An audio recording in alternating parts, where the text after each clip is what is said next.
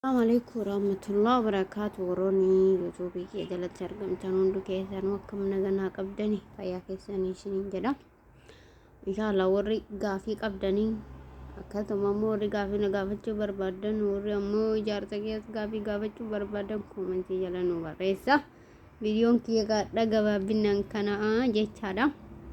سوما نمو نما غلطي فتشو بربادتشادا yaa hiriyoota koo qaqqaalii hundi keessanuu hedduu isin jaaladhaa umriinaaf dheeradhaa hamtuun isin hin argin khayriin isin hin darbin bakka yaaddan gayaa bakka hamaa ammoo rabbi irraa isin haa qabu isin hin jedhaanaaf jiraadhaa rabbi gaditamoo isintuu bakka guddaa bakka na hawween nageettanis ammas inshaallah abdii guddaa isin irraa qaba naaf jiraadhaa isin hin jedha maqaa isin dhawee ammoo isin fixuu hin danda'u isin jedha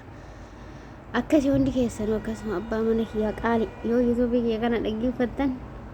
hedduu naa galatooma umrii naa dheeradhaa isin jedha hangafa irra sila abbaa mana ofii galateeffatanii haa ta'u kamaaliifi keessuma mana seente dura kaasee naa taa'aa nyaadhaadhaniin abbaa manaa ofii booduma dhufee fichichaa fi